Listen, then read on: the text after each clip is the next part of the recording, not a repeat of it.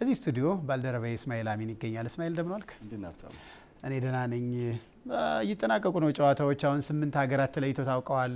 40ውን ሸኘን ማለት ነው። 8 ሀገራት።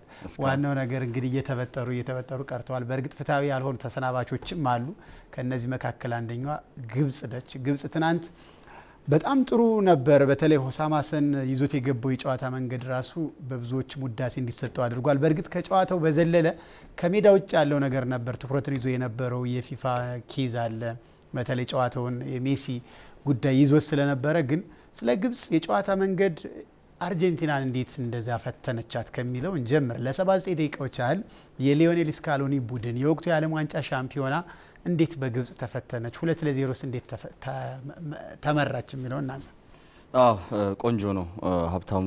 ምናልባት ግብጽ እንግዲህ ከዚህ ቀደም እናውቃታለን። የተወሰኑ ከ2010 በኋላ የነበረው ቡድን በጣም ደካማ ትውልድ ነበረው። የጨዋታ አቀራረቡን ፕሪዲክትድ ነበር። መከላከል ላይ ፎከስ የሚያደርግ ወደ ጎል ብቻ ሄዶ ዳይሬክት ፉትቦል ብቻ ተጫውቶ አንድ ግብ ብቻ የሚያስቆጥር አይነት ነበር የምናውቀው። ሆሳም ሀሰን ከመጣ በኋላ የአፍሪካ ዋንጫው ላይ ራሱ የሆኑ ጭላንጭሎች ነገር እንኳን ለማየት አልቻልም ነበር። ደካማ ግብጽ ከቀደመው ጊዜ የመከላከል ጨዋታ የቀጠለ ነበር። የዓለም ዋንጫው ላይ ግን ሌላ ቡድን ነው የተመለከት ነው። ምናልባት የሆሳም ሀሰንን የጨዋታ አቀራረብ ልቀትን በደንብ የተመለከትኩበት ነው። እኔ በግሌ መጀመሪያ አጋማሽ ላይ የነበረውን 30ና 45 ደቂቃ የነበረውን የግብጽ አቀራረብ ስንመለከት በደንብ የሚገዳደር ከአርጀንቲና ጋር ለመገዳደርና ግቦችን ለማስቆጠር ፍላጎት የነበረውን ቡድን በዛም ፕሬሲንጉ ግቦችን ማግኘት የቻለ ቡድን ሆኖ እኩል የጨዋታ ሲስተም የነበረው ቡድን ሜሲን ነጻነት የሰጠው ነጻነት ስለ በአንጻራዊነት ነጻነት ሰጥቶት ሜሲም ለመጫወት እድል ግን በቶሎ ስፔሶችን በመዝጋት ብቻ ሜሲን ለማቆም የሄዱበትን ርቀት ግን የነሱ ጨዋታ የአርጀንቲና የጨዋታ ሲስተም ሙሉ ለሙሉ ሚድፊልዱን የቆረጠ ሆኖ በደንብ አድርገን ተመልክተነውና መጀመሪያው አጋማሽ ነበር። ግብ ካስቆጠሩ በኋላ ግን በአንጻራዊነት ጨዋታውን ለመቀየር ሆሳም ሀሰን እዛው ጨዋታ ላይ የሄዱበትን ርቀት ተመልክተናል። ወዲያው አሹርን በቀይ መስመር አድርገው በቀይ መስመር ላይ አድርገው ወደ ኋላ እንዲያፈገፍግ አድርገው ሳላህን ብቻ ከፊት እንዲያቆሙ አድርገዋል። ዚኮን በቀይ መስመር አደረጉት። ሙሉ ለሙሉ የክንፉን ዘጉና ሳላህን ብቻ ከፊት መስመር እንዲቆም አድርገው 3-6-1 አደረጉት ማለት ነው። ይሄ ማለት አሹር በሜዳ ላይ ያለ ክንፉን እንዲያካልል ባደረጉበት ቅጽበት የመጀመሪያው አጋማሽ ነው የምነግርህ። ከ30ኛው ደቂቃ በኋላ ሁለተኛው አጋማሽ ነው እንግዲህ የበለጠ 3-6-1 እንዲተገበር የሆነው። አሹር በጉዳት ሲወጣ ፋቴን ያስገቡት። ፋቴ ማለት የመሃል ሜዳ ተጫዋች ነው። ያ ማለት 3 ስኪመሮች እንደ አፍሪካ ስትጠቀምበት የነበረውና የጨዋታ ሲስተም በደንብ አድርገው ያ ማለት ሜሲ የትኛውንም ስፔስ እንዳያገኝ በመሃል 10 ቁጥር ሆኖ ስለሚጫወት ስፔሱን ሙሉ ለሙሉ የዘጉበትን ሁኔታ ተመልክተናልና ሲከላከሉ 5-6 ነው እንመለከታቸው ነበር። ግብጽ በኋላ በጣም በሎ ብሎክ ሲጫወቱ ስንመለከት ነበር። ኢቭን እንኳን ከሜሲ ወደፊት የሚሄድ ኳስ ቁጥጥር እንኳን አልተመለከተም። ወይ ሜሲ የሚያሻግራቸው ኳሶች በጭራሽ ወረስ ፐርፎርማንስ ነበር የ45 ደቂቃው የሜሲ። ሁለተኛው አጋማሽም እንደዛ ነበር። ስካሎኒ ላይም ስለምንመጣ ነው። ስካሎኒ ላይም የፈጠረው የጨዋታ ታክቲክ ነበር። ስካሎኒም በጣም ብልህ መሆኑን ያየሁበት የጨዋታ በእርግጥ ሜሲን በጨዋታ ታክቲክ ለመጠቀም ቀላል ነው እምለ እሱን የምትጠቀምበት መንገድን ካወቅ በደንብ ስራዎችን ይሰራልሃል። እና ይሄ ሜሲ ለረጅም ጊዜ በ9 ቁጥር በ10 ቁጥር ትሬኳርቲስታ 9 ቁጥር ሆኖ ሲጫወት መያዝ የሚችሉበትን አጋጣሚ አልነበረም። ትላንት ግብጽ ግን በ3 የተከላካይ አማካይ ሙሉ ለሙሉ ያቆሙበትን ሁኔታ ተመልክተናል። ግብ ተሽሮባቸው ድጋሜ እስኪያስቆጥሩ ድረስ የእሱን እንቅስቃሴ ብቻ የምትጠብቀው አርጀንቲና ሙሉ ለሙሉ ከጨዋታ ውጭ ሆና ነበርና የሳላህን 9 ቁጥር አጠቃቀም በደንብ መመልከት ይችላል። ከግራ እየተነሳ ነበር ስፔሶችን ክፍተቶችን የሚጠቅሙ። ትላንትና ግን ግብ ካስቆጠሩ በኋላ የአሰልጣኙ የሆሳም ሀሰን አጠቃቀም እዛ 9 ቁጥር ላይ ሆኖ እና ሮሜሮና ማርቲኔዝን በደንብ ለጎል ጀርባውን ሰጥቶ እንዲጫወት አድርጎ ጥንካሬውን በመጠቀም ሲዞር ራሱ በቀላሉ እንዲዞር አድርጎ ብዙ ኳሶችን አሲስት ማድረግ የቻለበት ሁኔታ ፈጥረን ነበር። ሊቨርፑል ቤት ራሱ ያልተመለከትነው የሳላህን አቅም ተመልክተን ነበር። ካውንተር አታኩል በጣም ይገርመኝ። መልሶ ማጥቃቱ ላይ አጀማመሩ እሱ ነበር። እሱ ነው የሚጀምረው። ረጅም ሰዓቱን ኳስ እየገፋ ይነዳ የነበረው እሱ ነው። ፋይናል ደግሞ ፓሱ ደግሞ ይገርም ነበር እና በጣም ግብጾች ገርመው ነበር ትላንትናና ሙሉ የሜሲን እንቅስቃሴ ከቆረጡት አርጀንቲና ማሸነፍ እንደሚቻል በትክክል ትላንት አይተናል። ግን ስካሎኒ ደግሞ ቀጥሎ የመጡት አሰልጣኝ ሆነዋልና ሜሲን የሚታወቅበት ቀድሞ 2009 2010 የምናውቀው ሜሲን በቀኝ እየወጣ የሚጫወተው ሜሲን ጋርዲዮላ የሰራው ሜሲን በዛ እንዲወጣ አደረጉትና 3 የተከላካይ አማካይ ሆኖ ሲይዙት ነበረ። በቀኝ ሲወጣ ግን 3ቱን እንዲከላከሉት ወይም እሱ እንዲይዙት ማድረግ አችልም መሀሉን ባዶ ስለምታደርግ። ስለዚህ አንድ ተጫዋች ብቻ እሱ ላይ ፎከስ እንዲያደርግ ታደርጋለህ። ስለዚህ ከባዱን የሜሲን እንቅስቃሴ የዛኔ ጀመረ ማለት ክንፉን በደንብ አድርጎ እንዲጠቀም በደንብ ዋይዱን ለጥጦ ሲጫወት ግብጾች የተዘረዘሩ ሆኑና ሲዘረዘሩ ስፔሶች መገኘት ጀምሩና ሜሲን በደንብ አድርጎ መጠቀም ቻለ ማለት ነውና ግቦች ውስጥ ተመለከታቸው ከ79ኛው ደቂቃ በኋላ የሜሲ እዛ ቦታ መሆንና ማርቲኔዝ ተቀይሮ ከገባ በኋላ የሱ ሩጫዎች ኢንተር ሚላን የነበረውን አቅም በትክክል ትላንትና ጨዋታው ላይ መመልከት ችለናልና መዘርዘሮቹ የነ ማርቲኔዝን ሩጫዎች ኢፌክቲቭ እንዲሆን አድርጎታል። ሜሲም በዛ በክንፍ ሆኖ መጫወቱና ሁለት ግቦችን ሲያስቆጥሩ የሚገርመውን ደግሞ የ79ኛው ደቂቃ የስካሎኒ የታክቲክ አጠቃቀም ሜሲ ላይ በተለይ የሰራው ተርኒንግ ፖይንት ወይም አንዳንዶቹ የጨዋታው የሹረት ነጥብ የነበረው 79ኛው ደቂቃ ላይ ለሱ ለሮሜሮ በዛች ኢንች ፐርፌክት የሆነ ኳስ ወስዶ በቃ ግጨው ብሎ ድክመትም ግን ማንሳት አለ ግን ደግሞ እንቅስቃሴውን ተመልክቶ ስለነበር ያደረ በጣም የሚገርም ፓስ ነበረ ከሜሲ የተሻገረው። ከዛ በኋላ ነው እንግዲህ ታሪክ በ13 ደቂቃ ሊዮኔል ሜሲ ቦታ ካገኘ ያንን ክላሲስ ፐርማነንት የሚባለው ነገር ተመለከትን። ከዛ በኋላ ሜሲ ላይ ብቻ ነው ግን እንደዚህ አይነት ነገር ልታገኝ የምትችለው ከሜሲ ብቻ ነው። ስለ ሜሲ እናንሳ። ሌላውን 8 ግቦችን አስቆጥሯል። አጠቃላይ 21 ግቦችንም በዓለም ዋንጫው አግብቷል። ሊዮኔል ስካሎኒና አርጀንቲና የሆነ ሌላ አንዳች ነገር ያሳካሉ ከተባለ አሁንም ሊዮኔል ሜሲ የተባለ ምታተኛ ኮከብ አለ። ትናንትም የቀጠለውን የሊዮኔል ሜሲ የ15 ደቂቃዎች ፐርፎርማንስ አይተናል። ወደ 60 ደቂቃ በጣም የተቸገረው ወደ 70 ደቂቃ በጣም የተቸገረው እናንተ እንዳልከው እንግዲህ 15 ደቂቃ ላይ ግን ኢፌክቲቭሊ ስካሎኒ ተጠቅሞበታል ማለት ይቻላል። ስካሎኒ እድለኛ ናቸው። ያላቸውን ስኳድ በሜሲ ማሳለጥ ይችላል። ስኳዱን በደንብ ሜሲ ማሳለጥ ይችላል። አሁን ትላንትና በጣም ስፔሶች ሲዘጋጉ ሌሎች አማራጮችን መጠቀም የሚችለው ሜሲን ትመለከታለህ። ስፔሱን በደንብ ሲለጥጠው ወደ ጎል ግብጾች በጣም ግራ ተገብቷል። ለሶስት የያዙት ተጫዋች ነበር፣ ለአንድ ወይም ለሁለት ተጫዋች መያዝ ግን የሚቻል አይነት ተጫዋች አልሆነምና በደንብ ክንፉን መጠቀም የቻለ ፍጥነቱ እንግዲህ እድሜው ገፍቷል፣ አርጅቷል ብለን ስፔሶችን ስካን አድርጎ መጫወት ይችላል ብለን ነበር ስናወራ የነበረው ያለ ዋንጫው ወደ ክንፍ ወጥቶ መጫወት ሲችል ደግሞ ጭራሽ ከክንፍ ተጫዋቾች በላይ ሆኖ መጫወት እንደሚችል ማሳይቷል። ፍጥነቱን መጠቀም ችሏል። ሩጫዎቹን ስትመለከት ነበርና ሜሲ ገና ብዙ መጫወት እንደሚችል በትክክል ያሳየ ሆኗልና ልክ ሲመሩ ነው የገረመኝ። እንደምታውቀው አርጀንቲናውን የአሰልጣኙ ስብስብን ሲነሳ የሊዮኔል ስካሎኒ ነው ብዙ ጊዜ እየተዘመረለት የሚገኙ። የዚህ ቡድን የአሰልጣኙ ስብስብ ግን ከጀርባ ቀያሺ ኦርኬስትሬት የሚያደርጉት አሉ። እነ ዋልተር ሳሙኤል፣ ፓብሎ አይማር፣ አያላ የመሳሰሉ ተጫዋቾች አሉ፣ የቀድሞ ዝነኛ ሀገሪቱ ተጫዋቾችና የእነሱ አስተዋጽኦ ሰብሰብ ብሎ አንዴ ሲመክሩ ትመለከታለና እሱም ሌላኛው አስተዋጽኦ አላቸውና ታክቲሻን ካልከው እሱም አብሮ ከኋላ ያለው ስብስብ መነሳት አለ። ትክክል። አሁን እኔ አይማር ሜሲን እዛ ቦታ ላይ ለመጠቀማቸው በተለይ ደግሞ 2018 ላይ ከሳውዲ ከተሸነፉ በኋላ የሜሲን የግራ መስመር እንቅስቃሴ ወደ መሀል ያመጡት ከዛም በኋላ ነውና የዛኔ ኦክስትሬት በማድረግ አይማር እንግዲህ 10 ቁጥር ቦታ ላይ በጣም የሚገርም ተጫዋች ነበር። ያልተዘመረለት ጀግና ነው። የሜሲም ራሱ አይድል ሆኖ ያደገው ይሄንን ተጫዋች እያየ ነው። ቫሌንሺያ የነበረው ፐርፎርማንስ 10 ቁጥር ሆኖ በመጫወት ነውና ሜሲ ካለው አቅም አንፃር 10 ቁጥር ሆኖ መጫወትና የልጆቹን ኢፌክቲቭ የሆነ ቦክስ ቱ ቦክስ እንቅስቃሴ እሱ እስካን በማድረግ ሊጠቀም እንደሚችል ከ2018 በኋላ ነው የተመለከትነው። ትላንትና ደግሞ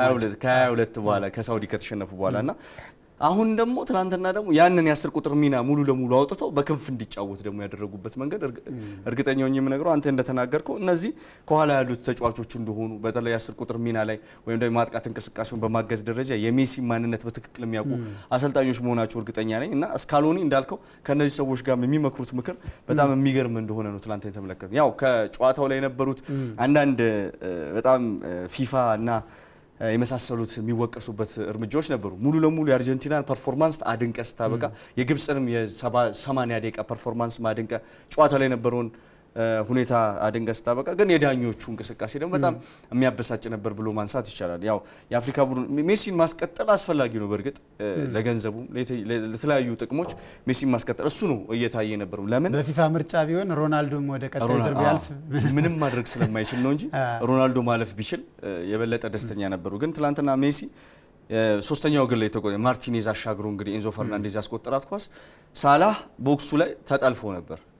ተመሳሳይ ኤንዞ ማርቲኔዝ በመጀመሪያው አጋማሽ ማርቲኔዝ የተጠልፎ የተሻረው ኳስ ተመሳሳይ ነበሩና ልዩነቶቹ ማየት ያ በቫር ታይቷል፣ ይሄኛው በቫር አልታየም። ብዙ እንትኖች በጣም ግልጽ የሆኑ ነገሮች አሉና እነዚህ ባለፈው ክሎፕም ተናግሯል። እንግዲህ በአሜሪካው ትራምፕና በኢንፋንቲኖ መካከል የተደረገውን የባሎጉን የቀይ ካርድ ሲነሳ በቃ ቀጥታ ፍጥጥ ያለ ዘረፋ ልትለው የምትችለው አይነት ነገር ነው። ቀይ ካርድ ሲነሳ አይተን አናውቅም።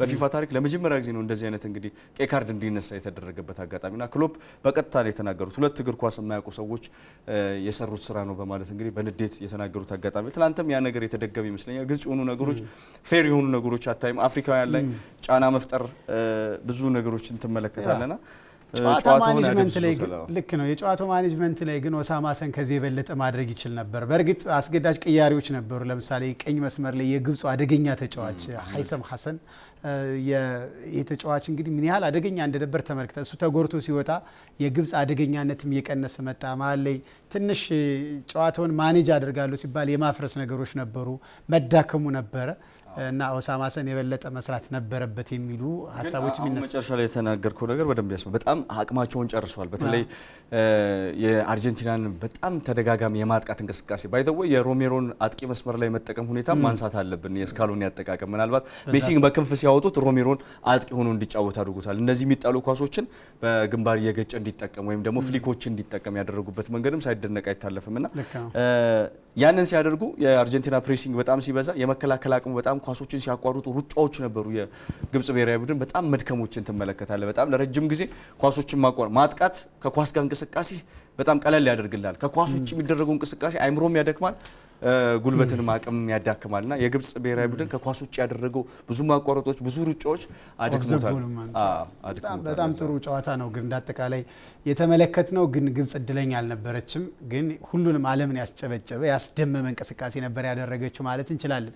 በጣም አጭር ነጥብ እንድታነሳልኝ ይህ ዓለም ዋንጫ የግብ ጠባቂዎች ዓለም ዋንጫ ነው ብንል ማጋነን አይሆንም። አንደኛው ትናንትና የሙስጣፋ ሶብሄርም በጣም አስደናቂ ያላሊው ግብ ጠባቂ አስደናቂ ሜሲ በተከታታይ ዓለም ዋንጫዎችም ፔናልቲ ፍጹም ቅጣት ምት እንዲስት አድርጎታል። ደግሞ በጨዋታውም የመጀመሪያዎቹ 60 ደቂቃዎች የጨዋታው ምርጥ ተጫዋች ከሆነ ይህ ግብ ጠባቂ ነውና ትንሽ ነጥብ እናንሳ። በጣም የሚገርም ግብ ጠባቂ ነው። ያለቀላቸው ኳሶች እንግዲህ ከፍጹም ቅጣት ምት ውጪ ነው ምንና ያለቀላቸው ኳሶች ሜሲ ራሱ በጣም ሳይደነቅ አይቀርም። የሚያወጣቸው ኳሶች በጣም የሚገርሙ ነበሩ። ያለቀላቸው የአልቫሬዝን ኳስ በፊንገር ቲፕ ብቻ ነው ያደረገውና ያወጣው ኳስ በጣም የሚገርም ነበር። ያለቀላቸው 60 ደቂቃዎች አንተ እንዳልከው ያለቀላቸው ኳሶች በጣም ወጣት ነው ደግሞ ያለቀላቸው ኳሶች አድኗል። አርጀንቲና መሪ የምትሆንበትን አጋጣሚ እንግዲህ ያከሸፈው ከተከላካዮቹ በተጨማሪ ከሚድፊልዶቹ በተጨማሪ እሱ ትልቁን ስራ ወስዷል ማለት ይቻላል። እንዳልከው የዓለም ዋንጫው የግብ ጠባቂዎች ነበር። ብዙ ግብ ጠባቂዎችን አይተናል። ከነዛ ውስጥ ሶበር እንግዲህ አንዱ ነበር። በተለይ በትልቁ ጨዋታ በትልቅ መድረክ አንዳንዴ የምድብ ጨዋታዎችና እነዚህ ጥሎ ማለፍ ጨዋታዎች ይለያያሉ። ሜሲ ያለበትን አርጀንቲና ማቆም ደግሞ በሳይኮሎጂም በየትኛውም ደረጃ በጣም ከባድ ነው የሚሆነውና ያንን ያደረገውን ግብ ጠባቂ ተመልክተናል። በእርግጥ የአእምሮ ጥንካሬ ደረጃ የግብጾችን ጥንካሬ በጣም ሳናደንቅ ማለፍ የለብንም። ጉዳያቸው አይደለም። የትኛውም አይነት ጩኸት ቢሰሙ የትኛውንም አይነት ተጫዋች እዛ ፊት ለፊታቸው ቢያዩ በታክቲክ ካልበለጥካቸው በስተቀር በሳይኮሎጂ በልጠህ የምታሸንፋቸው አይደለም። ያ ግብ ከተሻረባቸው በኋላ ድጋሚ ያንን እድል ፈጥሮ ነው ግብ ያስቆጠሩትና በጣም ጠንካራ ናቸው። አይምሮአቸው በጣም ጠንካራ ነው። የትኛውም ትልቅም ቡድን ትልቅም ተጫዋች የሚያስቆማቸው አይደሉምና ግን በታክቲክ ተበለጡ። በሜሲ ኢንዲቪጁዋል ብሪሊየንስ ትላንትና በተለይ ደግሞ አሰልጣኙ የወሰዱት እርምጃ ሜሲን መጠቀም እንደሚቻል አሁንም በዛ ቦታ ላይ መጠቀም እንደሚቻል ያሳዩበትን አጋጣሚ ግብጾችን ከጨዋታ ውጭ አድርጓቸዋልና የዳኞቹ ሁኔታ እንዳለ ሆኖ ማለት ነው። ስዊዘርላንድ ከኮሎምቢያ በጣም ይጠበቅ የነበረ ሌላኛው ጨዋታ ነው። ኮሎምቢያ በዚህ የቶርናመንት በዚህ የዓለም ዋንጫ ሌላኛው በጣም አስደማሚ ቡድን የነበረው ኮሎምቢያ ነው። ያልተጠበቀ ሽንፈት ነው። 4-3 በመለያም ተሸንፎ ከውድድሩ ተሰናብቷል። እኔ ጨዋታውን እያየው ያን ሁሉ ብልጫ ወስዶ በውድድሩ እንደዚህ አይነት ውጤት ሲያጋጥም በጣም ታዝናለህ እና ኮሎምቢያዎች እውነት ለመናገር በጣም ያሳዘነ ቲም ሆኗል። ያው ኮሎምቢያ እኔ በግሌ ማለት ነው እስከ ፍጻሜ የመድረስ ቻንስ ነበረው ብዬ ነበር ማስበው። አርጀንቲና እንደው በጣም እድለኛ ናት ስዊዘርላንድ ነው የደረሳት። አሁን በእርግጥ ስዊዘርላንዶችም የሚናቅ አቅም የላቸውም። ለምን ትላንትና ከረጅም ደቂቃ በላይ የኳስ ቁጥጥሩ በኮሎምቢያ ስር ቢሆንም ግን ያለቀላቸው ወይም ደግሞ በጣም አስደንጋጭ ሙከራ ከሁለት የበለጠ አልነበረ። ስለዚህ ስዊዘርላንዶችን የዲሲፕሊን እንዲሆነ የመከላከል አቅም ኳሱ መሀል ላይ ብቻ እንዲንሸራሸር ሚድ ብሎክ ላይ የነበረችው የጨዋታ ፐርፎርማንስ ማድነቅ መቻል አለብን። የመጡበት መንገድ ሊዲንግ ባይ ኤግዛምፕል የሚባለው በምሳሌ መምራት የሚባለውን ግራኒት ዣካ የትኛውም ሰንደርላንድም ግባ ባየር ሊቨርኩሰንም ሄደ አርሰናል ቤት እያለ ይህ ተጫዋች ምን ያህል ግሩም ተጫዋች እንደሆነ ትናንት በስዊዘርላንድ ላይ በዚህ መለያም እየተመለከተ ነው ያለው። ትናንት መሪ ነው በምሳሌ ነው የመራው። ቡድኑንም ልክ እንደሱ ተናካሽ አድርጎታል ቲሙን። ይሄ እሱ ያለበት የሚድፊልድ ኤሪያ በደንብ አድርጎ ኮሎምቢያዎችን መቆጣጠር ችሏል። አደገኛ ሙከራዎች ከሁለት በላይ አልነበሩም። እዛ መሀል ላይ ኳስ እንዲቆጣጠሩ ብቻ ነው የፈቀዱላቸው። ታክቲካሊ አሰልጣኙም በጣም ጸጥ ያለ ቡድን ነው፣ ግን ደግሞ ሙከራዎችን ብዙ ላይ ያደርግልህ ይችላል። ግን ሙከራ እንድታደርግበት ግን በጭራሽ አይፈቅድልም። ማጥቃት ከፈለገ ግን እነ ቫርጋስን የመሳሰሉ ተጫዋቾች ቀይሮ ነው የሚያስገባው። ስቲል ቫርጋስን ተጠባባቂ ወንበር ነው የሚያደርጉት። አንድ ተጫዋች ነበር እሱ በጉዳት ትላንትና አልነበረም 9 ቁጥራቸው፣ ግን ደግሞ ቫርጋስ ስቲል ተጠባባቂ ነው። ጨዋታውን ተቀይሮ ገብቶ እየቀየረ ግን ስቲል ተጠባባቂ ነው። የመጀመሪያውና ኢምቦሎ ያሉት የመጀመሪያ አሰላለፍ ግን ታክቲካሊ የሚፈልጉት አይነት ቡድን ነው። አቅማቸውን በደንብ የተረዱ ይመስለኛል። አቅማቸው በዚህ ደረጃ መጫወት የሚችሉ አይነት ቡድን እንደሆኑ ነው የገመቱትና ቀይሮ ማስገባትና ማጥቃት የሚችል ቡድን መስራት ቢችሉም ግን ደግሞ አቅማቸውን በትክክል የተጠቀሙ ሆነዋል። ስዊዘርላንድ ትላንትና ከኮሎምቢያ ጋር በፈጣን ማጥቃት እንቅስቃሴ እነ ቫርጋስን አስገብታ ብትጠቀም ሙሉ ለሙሉ ግብ የሚቆጠርባት ቡድን ነበረች። ግን ደግሞ በጣም ፔሸንስ በሆነ ፕሮፌሽናል በሆነ ኦርጋናይዝድ በሆነ የተከላካይና የአማካይ ሚና በደንብ ገድቦት እንቅስቃሴያቸው በጣም የኮሎምቢያውን በጣም ብዙ ብልጫ ነበረው ለማለት ግቦችን በብዛት ሲሞክር አትመለከቱ።